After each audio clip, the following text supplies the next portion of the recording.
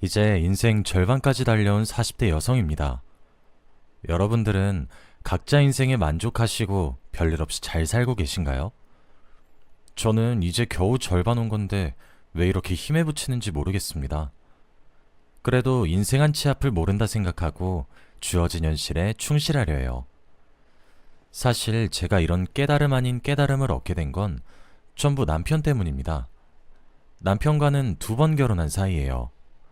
쉽게 말해서 남편과 결혼한 뒤 다시 똑같은 사람과 재혼한 거죠.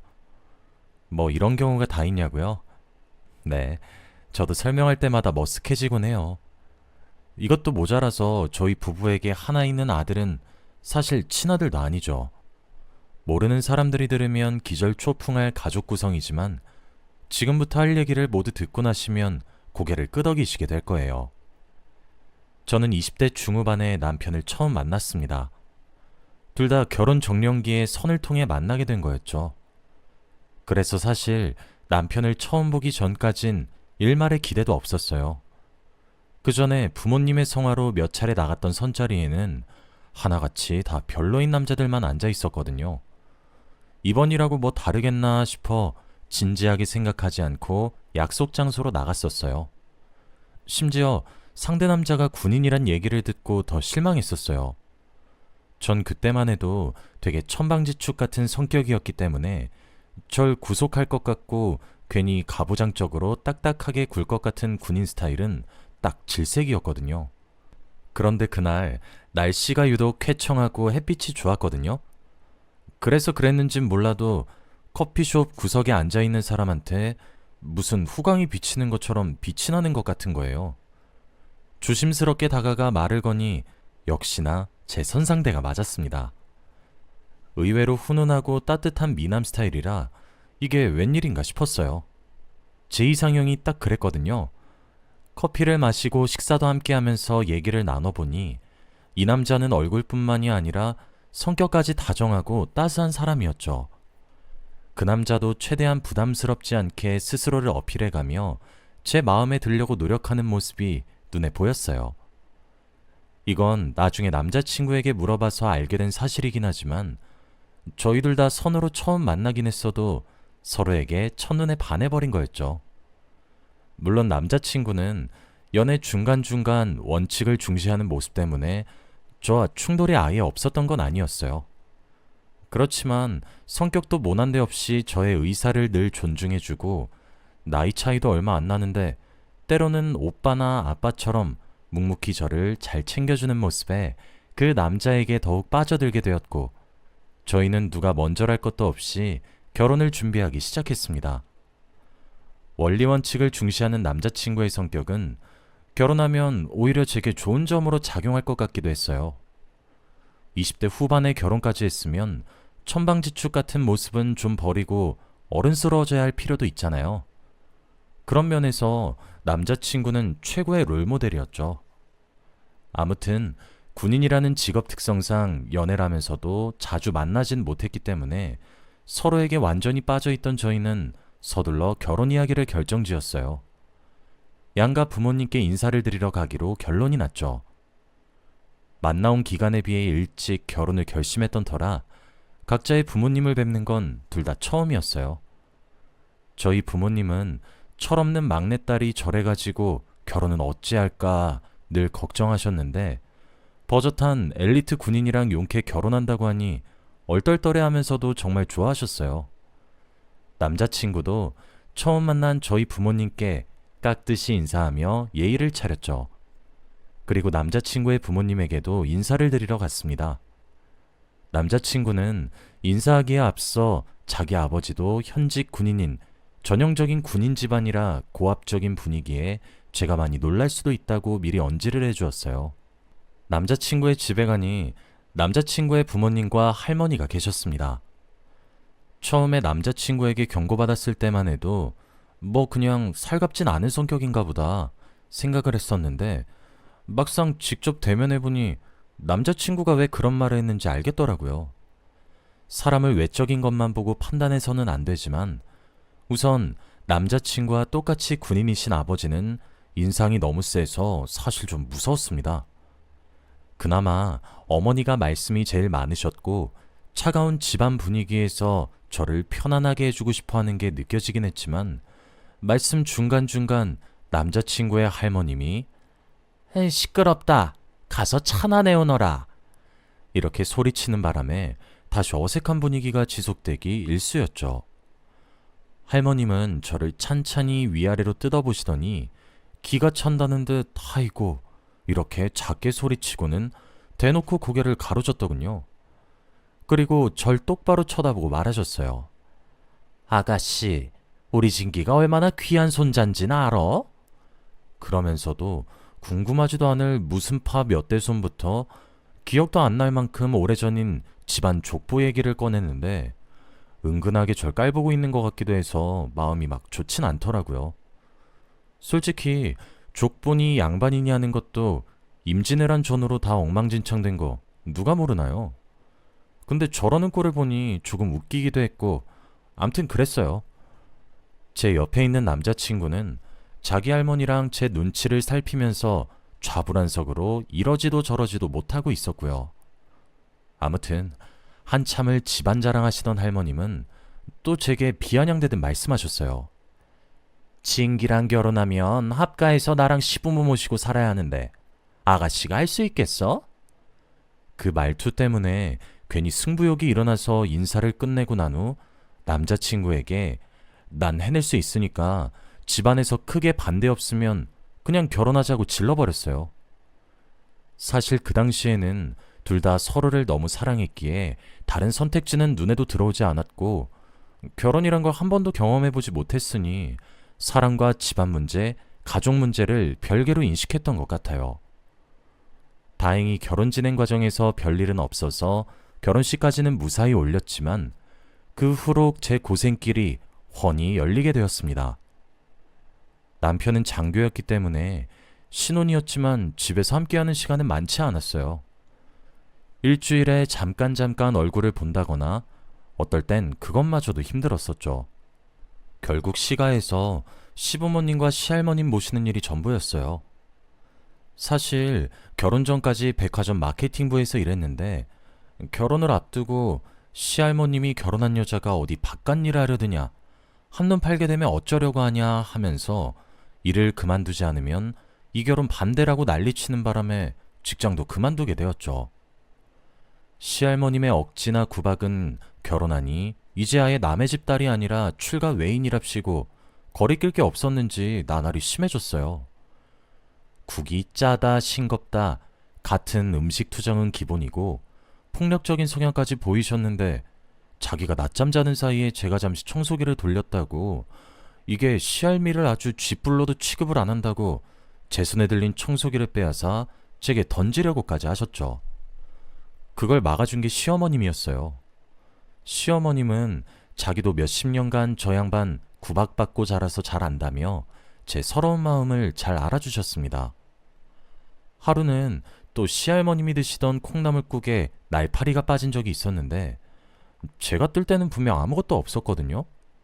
날아다니다가 시할머님 식사 도중에 구간으로 들어간 거였단 말이에요. 그런데도 시할머님은 제 말이라고는 귓등으로도 들으려 하지 않고 시할미한테 벌레 처먹이는 손자 며느리라고 역정을 내시더군요. 그리고 자기가 먹던 그 뜨거운 국을 제 얼굴에 부으려 하는 겁니다. 그것도 시어머니가 막아주셨어요. 시어머니 손등에 뜨거운 콩나물국이 쏟아져 급히 병원으로 달려갔습니다. 비교적 가벼운 화상이었던 게 천만다행이었죠. 아무튼 결혼하고 남편과 제 사이에 문제가 되는 건 하나도 없는데 시할머님 때문에 스트레스를 받았습니다. 스트레스는 이만저만이 아닌데 남편은 원래도 얼굴을 볼까 말까 하고 엎친 데 덮친 격으로 지금은 일 때문에 해외에 나가 있었죠.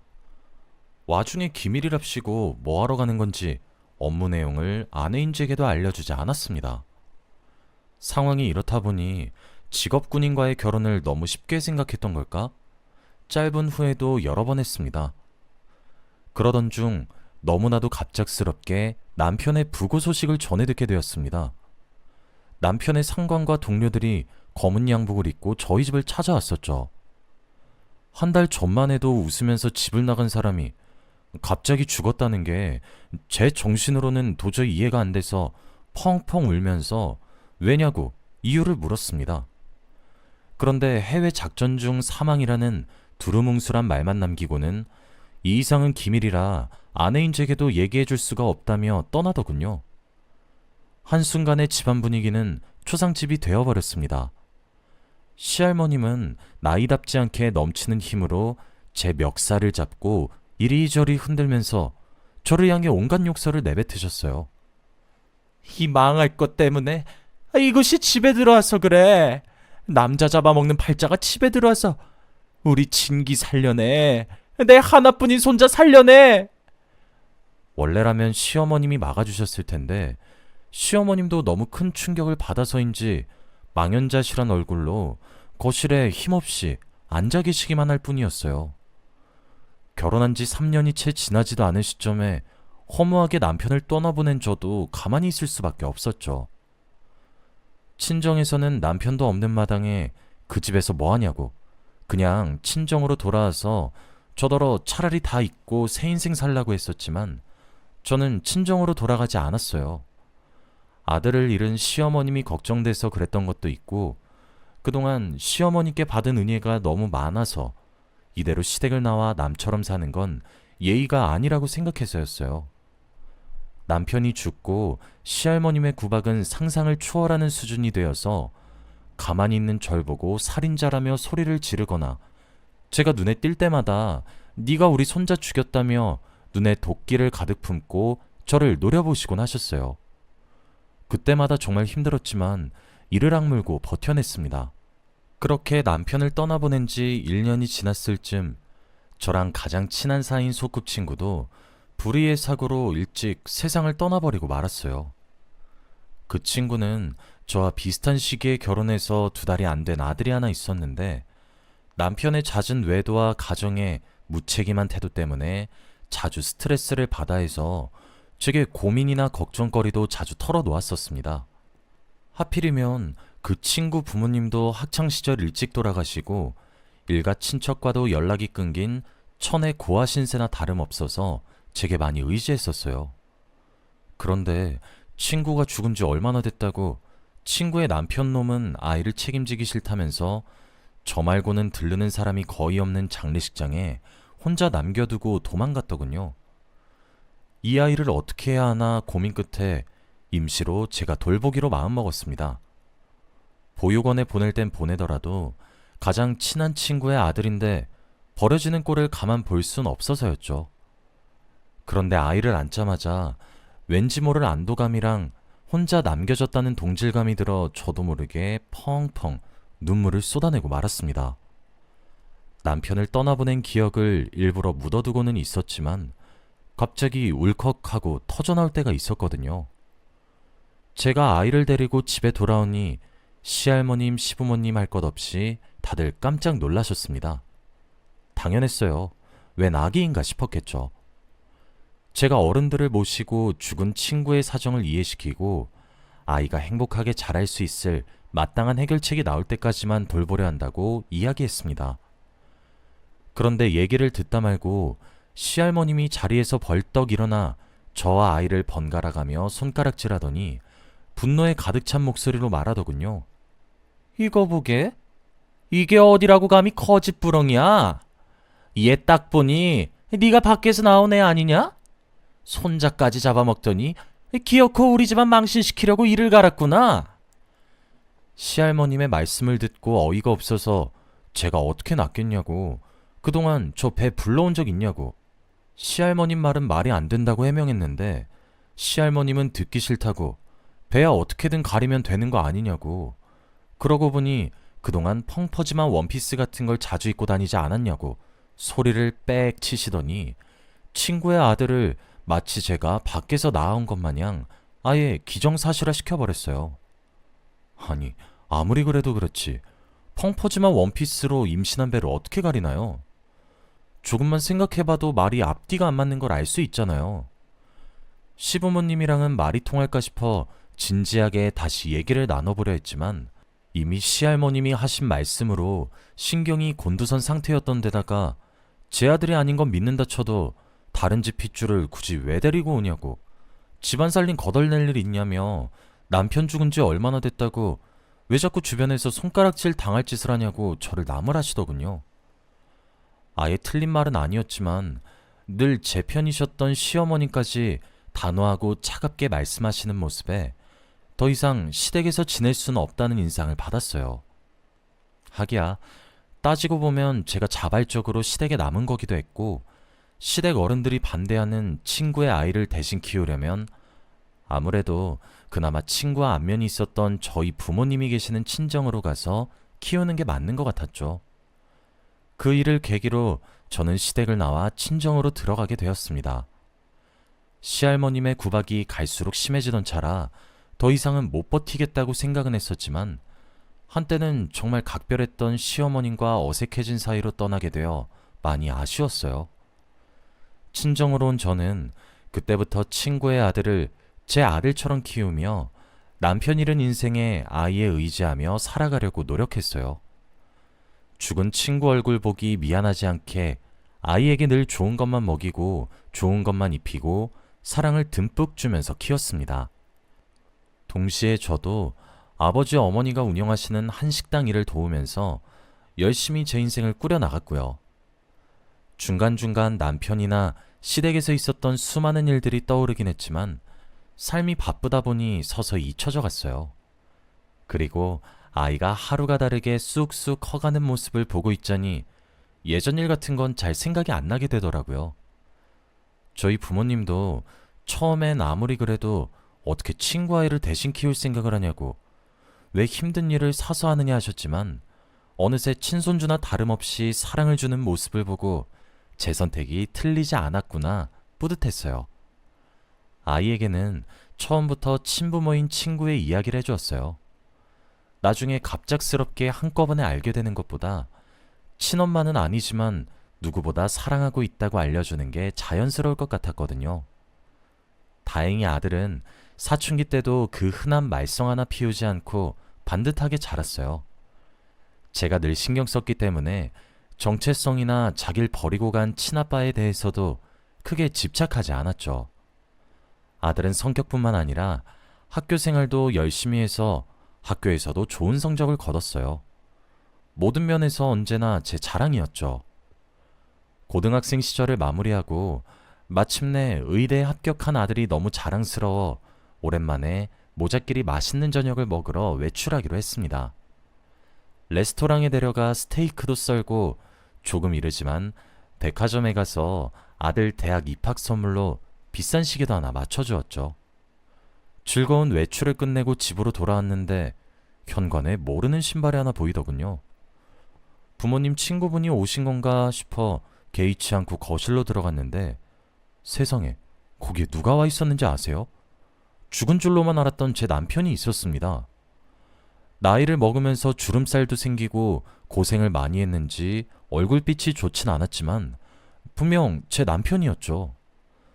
제가 울면서 쥐고 있던 쇼핑백들을 바닥에다 떨어뜨리니 아들은 눈치만 살피고 있고 남편도 감격스러운 표정을 지었습니다. 순간 죽었던 사람이 살아 돌아온다는 게 말이 안 돼서 꿈인가 싶었는데 꿈이 아니었죠.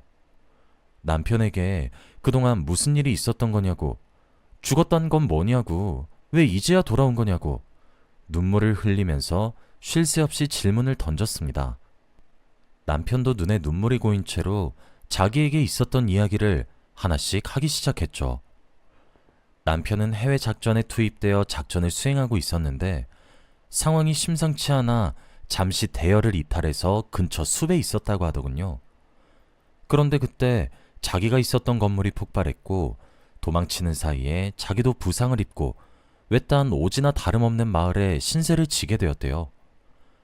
회복한 후에 한국으로 돌아갈 방법을 찾았지만 돌아갈 돈이 없었고 신분도 확실하지 않은 상태에서 해외에서 돈을 구하려다 보니 불법 어선이나 이런저런 일에 휘말려 시간이 자꾸만 지체되었다고 하더라고요. 중간에 그냥 이대로 포기해버릴까 싶은 순간도 너무 많았지만 그래도 정신 차리고 먼 타국에서부터 목숨을 걸고 드디어 살아 돌아온 거였죠. 그리고 도착하자마자 기억하고 있는 자기 집으로 갔대요. 다행히 주소는 그대로였는데 제가 없어서 당황했다고 하더군요. 제 연락처로 연락을 시도했지만 저는 중간에 이미 번호를 바꾸면서 시댁과의 연이 끊겼던 터라 또 제가 지내는 곳을 찾느라 시간이 많이 걸렸다고 하더군요. 기쁨에 눈물을 흘리며 저희 부부는 그렇게 재회를 했어요. 헤어진 지 약 20년이 넘었는데도 다시 얼굴을 보니 참 좋더라고요. 남편에게 아들도 소개해 주었어요. 아들도 자기 친부모님에 대한 것만 알았지 제가 겪은 일은 자세히 몰랐는데 모든 일을 알고는 깜짝 놀라 입을 다물지 못했죠. 처음에는 둘이 어색해했지만 수시로 셋이 자주 만나며 식사도 같이 하고 여행도 몇 번 다녀오니 아들이 워낙 구김살 없는 성격이라 그런지 남편을 거의 아버지나 다름없이 대하더라고요. 그리고 얼마 후에는 남편이 제게 다시 청혼을 했습니다. 그동안 떨어져 있었던 시간도 길고 아들까지 생겨버려 순간 망설여졌지만 시댁과 아들만을 위해 열심히 살아온 제 자신에게 이제는 저만의 인생을 누릴 권리가 있다고 생각해서 승낙했어요. 한때 저를 집요하게 괴롭히신 시할머님은 제가 떠난 이후에 치매가 생겨 요양병원에 계시다가 돌아가셨다고 해요. 이제와 생각해보니 제게 말도 안 되는 역정이랑 억지를 부리신 게 다 치매기가 있어서 그랬던 게 아닌가 싶네요. 그리고 시어머님은 저를 다시 만나게 되어 기쁘다고 또 함께 재회의 눈물을 흘렸습니다. 제가 친구 아들을 입양하려 한 그때 너무 모질게 굴어서 미안했다고, 그때는 자기도 아들을 잃은 슬픔이 가시지 않아 예민하게 굴었었다며 그 후로 저 떠나고 한참을 후회했었다고 하셨습니다. 저는 다 괜찮다고, 이미 다 잊었고 아들도 멋지게 자라줬고 남편도 다시 만났으니 그걸로 됐다고 시어머님을 용서했어요. 주변에서 호구다 뭐다 해도 제가 행복하니 그걸로 충분하다고 생각해요. 남편과의 잃어버린 시간을 이제 다시 만끽하려고 해요. 저희 앞에 지금처럼 행복만 가득하길 바랍니다. 사연 들어주신 여러분도 모두들 행복하세요.